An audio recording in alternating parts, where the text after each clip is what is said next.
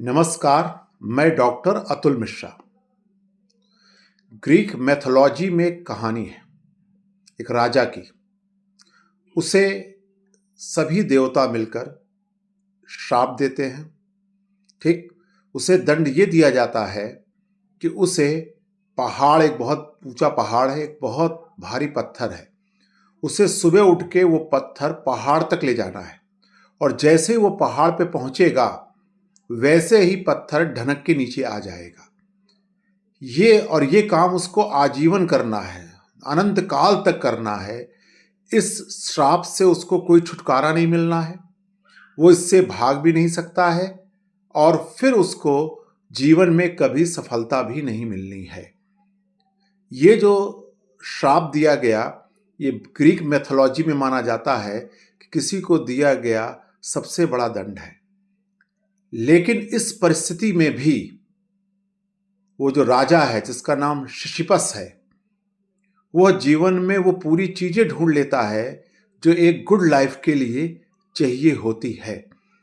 आज की कहानी के माध्यम से हम लोग ये समझने का प्रयास करेंगे कि तमाम विपरीत परिस्थितियों में भी जीवन में आनंद, खुशी, गौरवपूर्ण जीवन के साथ साथ कैसे हम एक बेहतर आशावादी जीवन जी सकते हैं। हमारे जीवन में कई तरह की समस्याएं रहती हैं। फिलॉसफिकल काउंसलिंग करते समय मैं इसका प्रयोग करता हूं। जैसे आप वही काम रोज कर रहे हो, सुबह उठे और शाम को जब आप सोते हो तो आपको लगे कि ये तो जीवन पूरा निरर्थक चला गया, आज का दिन कुछ काम नहीं आया। आपके पास कोई, आप नौकरी की तैयारी कर रहे हैं, कंपटीशन दे रहे हैं, तो आपको लग रहा है कि बहुत भारी कंपटीशन है और आप जूझ रहे हैं और हर दिन लगता है कि वही बातें रिपीट हो रही हैं। इसके साथ साथ आपको जब ये आशा लग रही हो कि भाई पता नहीं सफलता मिले कि ना मिले, या फिर आपको के पास पैसे कम हैं, आपको चीज़ें चाहिए, आपको पैसे कमाने हैं, जीवन की सुख सुविधाएं और चाहिए, तब भी आपके सामने चैलेंज आता है। तो इस तरह की तमाम चीज़ें, जैसे हम लोग कह सकते हैं, अगर मैं एक लिस्ट बना रहा था संक्षेप में, जिससे जीवन की निरर्थकता का एहसास होता है कि हम जीवन में कर क्या रहे हैं।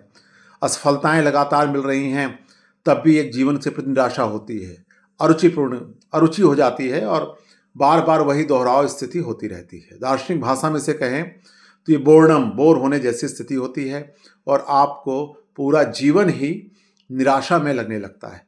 इस कंडीशन में दो चीज़ें होती हैं। कभी कभी होता है कि निराशा जो है, एक इससे बचने का अर्थ होता है, जैसे आत्महत्या दो तरह की होती है, एक तो शारीरिक होती है, दूसरा वैचारिक। वैचारिक के बारे में बहुत कम लोगों का ध्यान जाता है। वैचारिक इस तरह होता है कि आप निराशा में डूब जाएं कि अब जीवन में कुछ नहीं हो सकता। दूसरा ये हो जाए कि अपने को मशीन जैसा बना दे, नहीं मुझे कुछ सोचना ही नहीं है, जो मिल रहा है मैं करता रहूँगा, दुनिया के बारे में नहीं सोचूंगा। कभी कभी हम कहते हैं भगवान ऊपर वाला ठीक कर लेगा, ऐसी बातें आती है। कभी कभी हम लोग गलत आशा करते हैं, हो सकता है किस दिन चमत्कार हो जाए। ये पूरी चीज़ें वर्तमान में आपको बेहतर इंसान बनने से रोकती हैं। अब देखिए होता क्या है कि अगर हम इन समस्याओं से, किसी भी एक समस्याओं से आप गुजर रहे हो, मैं ज़्यादा नकारात्मक चीज़ें नहीं बोल रहा हूँ, लेकिन आप किसी भी इस तरह की समस्याएं से गुजर रहे हैं, तो आज की ये कहानी, सिसिफस की कहानी, आपको एक प्रेरणा देगी। जैसे अगर हम लोग अस्तित्ववादी दर्शन को पढ़ें, और या अलग अलग बहुत सारे दार्शनिकों ने अलग चर्चा की है कि व्यक्ति सामान्य जो चैलेंजेस हैं उससे भागने का रास्ता अलग अलग तरीके से ढूंढता है। जैसे आप किसी आशा या चमत्कार की आशा करने लगें कि भगवान एक दिन चमत्कार कर देंगे, ये भी वर्तमान स्थिति से भागने का तरीका होता है। फिर भीड़ का हिस्सा बन जाए, सभी तो ऐसा करते हैं, मैं भी ऐसा कर रहा हूँ, सभी के साथ ऐसा होता है, मेरे साथ ऐसा हो रहा है। तो ये कुछ समय के लिए बातें सुकून देती है। दूसरा क्या है कि आप दुनिया भूल जाए, मैं कौन हूँ, मैं क्या हूँ, मेरा आसपास रिलेशंस क्या है, परिवार क्या है, सिर्फ वस्तुओं के उपभोग में ही जीवन जीता है। आपका जीवन का लक्ष्य ही बन जाए कि ज़्यादा वस्तुओं का उपभोग करना, भौतिकवाद में पूरी तरह निमग्न कर दें अपने को। फिर आप अपने को मशीन की तरह दिनचर्या में शामिल कर दें। तो इस तरह से क्या होता है, कुछ समय के लिए आपको राहत तो मिल जाती है, लेकिन क्योंकि आप मनुष्य हैं, आप में चेतना है, तो अभी भी एक बेचैनी, बेतुकापन या फिर एक निराशा भाव लगातार आपका बना रहता है। अब आते हैं उस कहानी पर। यह समस्या आपके साथ है और कल्पना कीजिए, अगर आपको कुछ लोग कहते हैं कि हम लोग फिलोसफिकल डिस्कशन में चर्चा करते हैं, हम सब सिसिफस के श्राप से श्रापित हैं। क्या हमारे साथ ऐसा नहीं हो रहा है कि हम रोज सुबह उठ रहे हैं और वो एक मशीनी जीवन जिए, एक पत्थर ढो रहे हैं सुबह, तो शाम को लेके जा रहे हैं। ठीक, हमारे में बहुत आशा नहीं बची है कि बहुत आशान्वित लक्ष्य आने वाला हो। तो बहरहाल इन सब के आधार पर अब देखते हैं सिसिफस क्या करते हैं। सिसिफस इस श्राप को वरदान में कन्वर्ट करता है। पहला काम तो राजा ये करता है कि इस चुनौती को स्वीकार करता है। फिर आपने मुझको दंड दिया है, मैं आपके सामने गिड़गिड़ाऊंगा नहीं।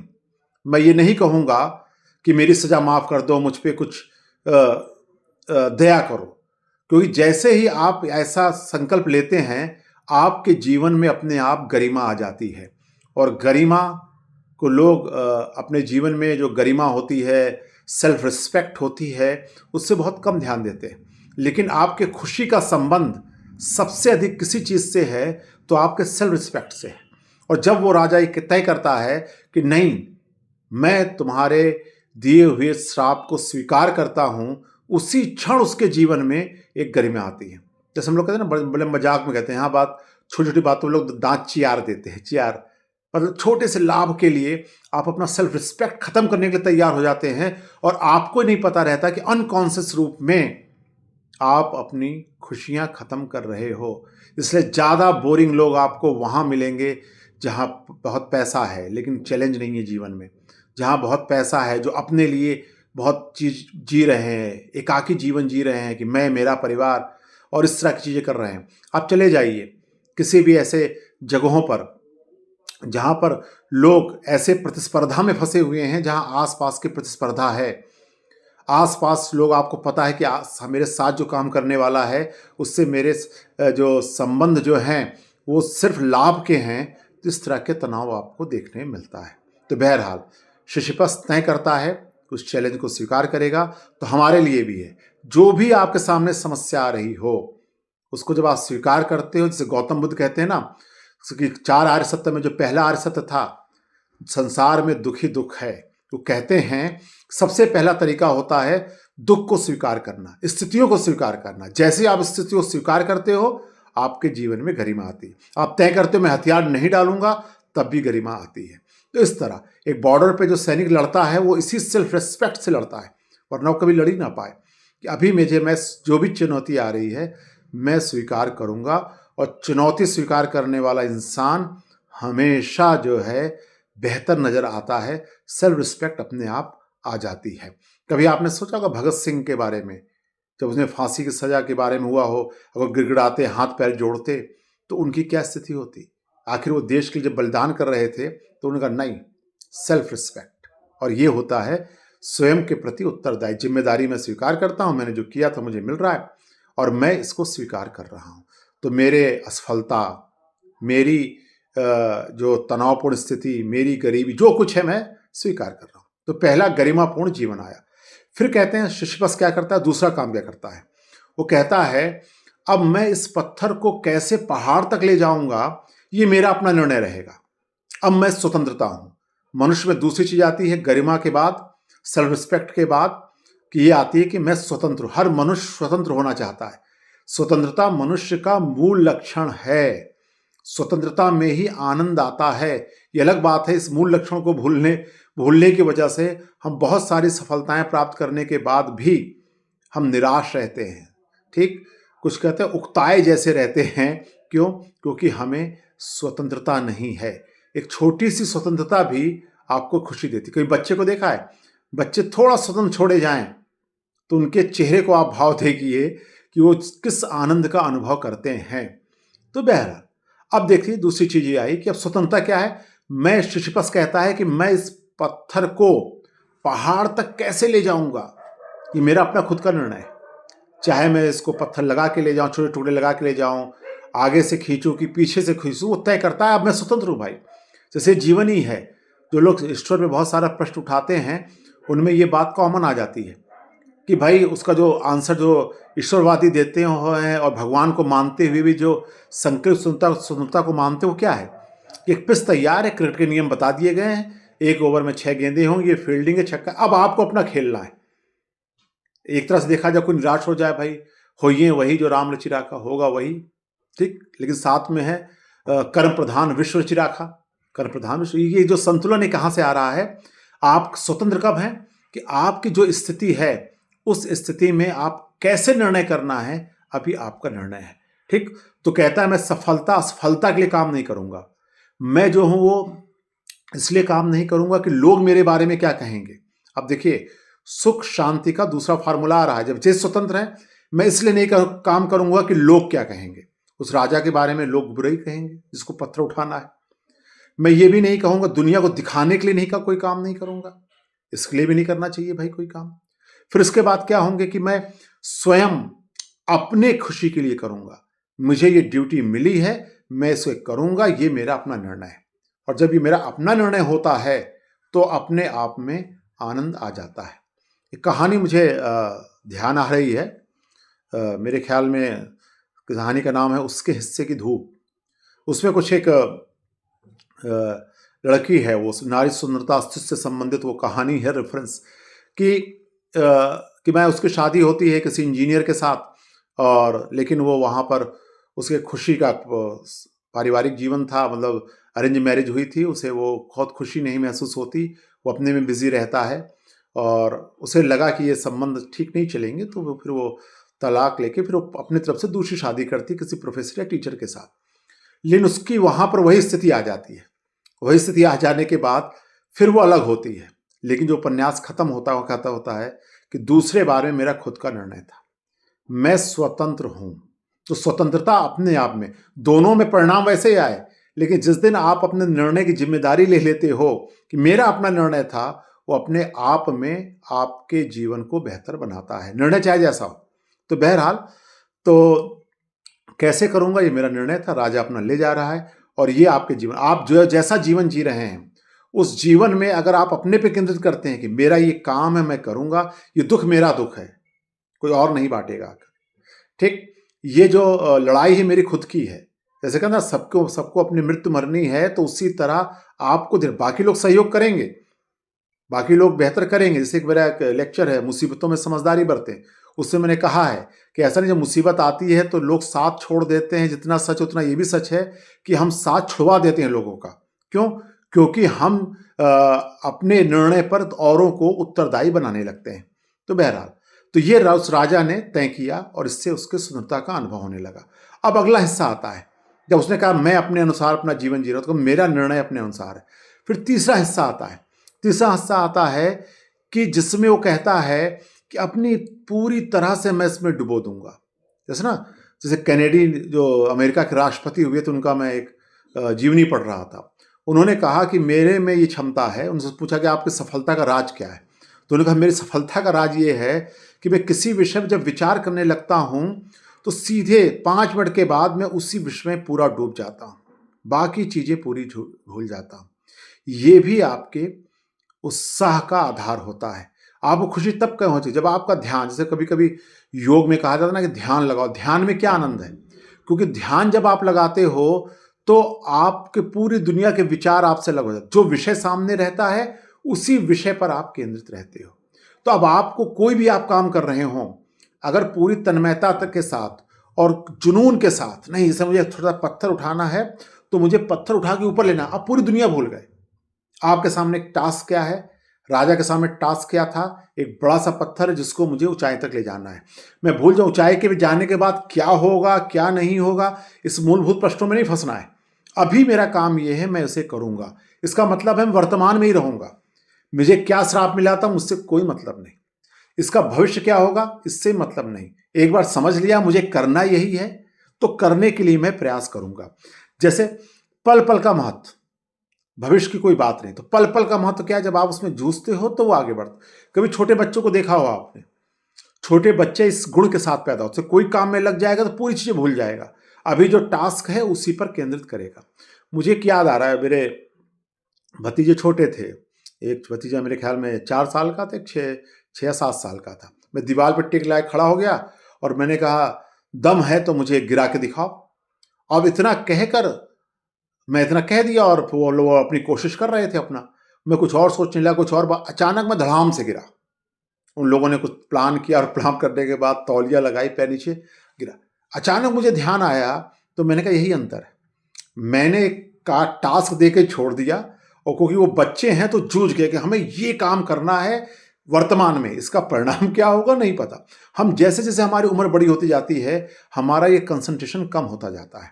तो जैसे राजा शिशुपाल जैसे ही कंसंट्रेशन से, ठीक जैसे ही एकदम ध्यान से वो करता है कंसंट्रेशन के साथ, तो उसका लाभ क्या हो रहा है? लाभ ये हो रहा है कि वो खुशी का अनुभव करने लगा। लाभ ये हो रहा है कि अब उसको उस काम में आनंद आने लगा। अब क्या है कि आनंद कैसा क्या है कि जितना समय उसे मिला है, कभी आप अपने पे गौर करें कि जब आप किसी में विचार करके, जब बहुत सारा विचार कर रहे हो, तनाव आ रहा है, तनाव तभी तक है जब बैठ के आप विचार कर रहे हो, और जैसे तनाव दूर हो जाता है जब आप काम में लग जाते हो। इसीलिए जैसे कहा भी जाता है ना कि जब आप की समस्या तभी तक है जब आप काम करना शुरू नहीं करते हो। तो वो जो राजा है, वो राजा पूरी तरह से उस पत्थर को ऊपर ले जाने में लगा है, जुनून है। तो वो हमारे जीवन में अब खुशी पैदा करता है। काम करना एक आनंद का विषय होता है, क्योंकि जब आप जुनून के साथ लगोगे तो जुनून में आप दिमाग भी लगाओगे, ताकत भी लगाओगे, नए नए तरीके खोजोगे। नए तरीके खोजोगे तो क्रिएटिविटी आएगी। नए तरीके खोजोगे तो फिर आपका दिमाग और इस्तेमाल होगा, और जैसे दिमाग इस्तेमाल होगा तो उसको अपने आप अच्छी अनुभूति कराएगा। शरीर जब आप उसमें लगाओगे, समय लगाओगे, तो शरीर भी उसमें इन्वॉल्व होगा। तो कंप्लीट फॉर्मेट में क्या होता है, व्यक्ति मानसिक और शारीरिक रूप से थोड़ा सा बेहतर महसूस करने लगता है। और इस तरह से कहते हैं कि उस राजा ने अपने जीवन में आनंद, खुशी, गरिमा ये सब प्राप्त कर ली।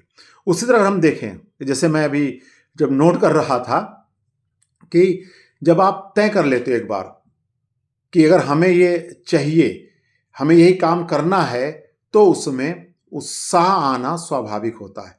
जब आप रिजल्ट पे बार बार ध्यान दोगे निराशा होगी। उत्साह कब आएगा?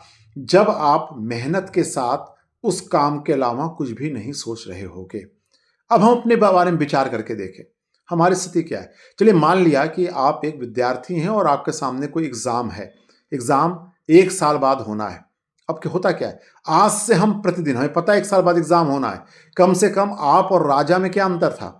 उस राजा के पास उसका फल नहीं मिलना था, तब भी वह अपनी मेहनत कर रहा है। आपके सामने एक मौका है कि आपने पूरे जुनून के साथ और पूरे स्वतंत्रता के साथ मेहनत किया, तो हो सकता है वो जो पत्थर है उस पार चला जाए। आप अगर रोज ऑफिस जा रहे हैं, सुबह 10 बजे और 5-6 बजे लौट के आ रहे हैं, आप कहीं मार्केटिंग में जा रहे हैं, रोज का वही काम आपको बोर करेगा। लेकिन जिस दिन आपने उस काम में करिए, मैं अपनी क्रिएटिविटी दिखाऊंगा, मैं कुछ अलग तरीके से इसमें सोचूंगा, भाई मुझे ये काम करना है, स्वतंत्र हूं, ना मैं सिस्टम को गाली दूंगा, ना मैं किसी तनाव में आऊंगा, ना किसी अतीत को कुछ कहूंगा कि मेरा भाग्य खराब था, मेरे साथ ऐसा हुआ। मैं सिर्फ, मुझे ये टास्क है, मुझे अपना ये प्रोडक्ट बेचना है, तो मैं क्या तरीके अपना सकता हूं, तो भी आप में खुशी और आनंद आ सकता है। ठीक, एग्जाम की तैयारी, मैंने बताया कि आपको जब भी आप याद करें तो आप ये ध्यान दें कि राजा जो है, कि राजा से ज्यादा दुर्भाग्यशाली आप नहीं होंगे। और फिर क्या है कि जब आप उत्साह और जुनून के साथ ये काम करते रहेंगे, तो धीरे धीरे मुझे लगता है कि आपकी समस्या का समाधान हो सकता है। जब मेरे पास एक कर्मचारी अपनी शिकायत लेकर आया, उसने कहा कि जो मेरे बॉस हैं, मुझे पता है कि मुझे मेरा वो दुरुपयोग करते हैं, ठीक, मुझसे अनावश्यक काम कराते हैं, उसने ये कहा। फिर उसने ये भी कहा कि बहुत बोरिंग है, कोई भविष्य नहीं है यहाँ पर, नौकरी का आगे क्या हो, ठीक, और बहुत निराशा में मैं डूबा जा रहा हूँ, मैं क्या कर सकता हूँ। तो मैंने उसको इस राजा की कहानी सुनाई कि रोज़ सुबह 10 बजे आपको पत्थर उठा के ले जाना है, और जब 5 बजे वहाँ तक पहुँचेगा वो पत्थर दोबारा नीचे आ जाएगा। लेकिन पहला तो बहुत गिड़गिड़ाना कम कर देना चाहिए, गरिमा के साथ रहना चाहिए, सामने वाले को बुरा ना लगे। सेल्फ रिस्पेक्ट और घमंड में यही अंतर है। सामने वाला का अपमान नहीं करना है, लेकिन अपनी गरिमा को नहीं गिराना है, ठीक। तो जब आप अपनी गरिमा नहीं गिराओगे, अनावश्यक चापलूसी नहीं करोगे, ऐसा नहीं करोगे, तो आप एक अच्छा महसूस करोगे। फिर दूसरा काम क्या करना है कि जो भी काम 10 से 5 है उसमें पूरा डूब जाना चाहिए। मुझे इस ढंग से, नए ढंग से कैसे कर सकता हूँ, और जब इस तरह से आप निर्णय में स्वतंत्र होगे और फिर उसके बाद अगर आप जुनून के साथ काम करोगे और फिर लास्ट में ही कहने बेतुकापन को मैं स्वीकार करता हूँ। ये जो बेतुकापन है कि वही काम 10 से 5 करना है, ठीक, कोई बहुत आगे रिजल्ट भी नहीं आना है, ठीक, जिनके साथ मैं काम कर रहा हूँ मेरा हित भी नहीं सोच रहे हैं, इन विपरीत परिस्थितियों में भी मैं मुस्कुराता हुआ कहूँगा कि स्वीकार है और मेरे में कम से कम उम्मीद है जीवन के साथ कि आगे कुछ बेहतर हो सकता है। और उस राजा के साथ तो उम्मीद नहीं थी। मैंने 2-3 लोगों को ये बात बताई, बताने के बाद फिर मुझे महसूस हुआ, रात शाम मिलते हैं लोग, जैसे जब मैं जिनकी मैंने फिलोसफिकल काउंसलिंग किया, कुछ लोग शाम को 5 बजे मुस्कुराते कहते हैं, सर पत्थर उठा रहा हूँ मतलब मुस्कुराते हुए। तो मुझे लगता है कि इस राजा की कहानी के आधार पर हमें अपनी चुनौतियों को स्वीकार करना चाहिए, वास्तविकता को हम स्वीकार कर लें।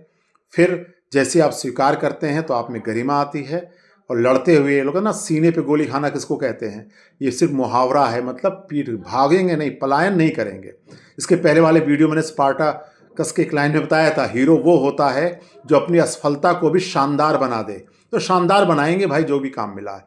फिर दूसरी स्थिति क्या आती है, स्वतंत्र, मुझे जो काम मिला है, जो मेरी परिस्थिति उसमें क्या मैं बेहतर कर सकता हूँ उसका निर्णय मैं करूँगा, मुझे किस ढंग से मैंने प्रयोग करूँगा, मैं स्वतंत्र हूँ। कम के साथ इतनी तो स्वतंत्रता दी है ना मुझे। जैसे शास्त्र कहते हैं मनुष्य स्वतंत्र होने के लिए अभिशप्त है, तो अभिशप्त का मतलब ये है कि हम स्वतंत्र हैं। और जैसे स्वतंत्रपूर्ण होंगे तो सेल्फ रिस्पेक्ट आ गया, स्वतंत्रता का अनुभव हो गया और उस काम में डूब जाएंगे। ना भूत में क्या होगा, भविष्य में क्या मिलेगा, तय कर ले, काम है मेरा, इससे भागना नहीं है। तो जुनून के साथ, बिना किसी को कोशे।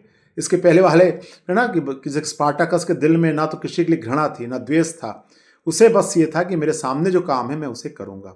इस तरह करेंगे तो हम अपने जीवन में उस गरिमा को लौटा सकते हैं। तो देखेंगे फिर इस राजा की कहानी के बाद, मिलते हैं अगले लेक्चर में। अगर कुछ आपके प्रश्न सुझाव हों तो भेज सकते हैं। हम लोग फिलोसफिकल काउंसलिंग एक नया तरीका है, उस पर भी हम लोग बातचीत करेंगे। कुछ लोग व्यक्तिगत रूप से मिलते हैं, आप मुझे मैसेज भी कर सकते हैं, तब भी हम लोग बात कर सकते हैं। मिलते हैं सेल्फ रिस्पेक्ट, गरिमा के साथ स्वतंत्रतापूर्ण जीवन जीते हुए। जीवन में जुनून और उत्साह लाइए। धन्यवाद।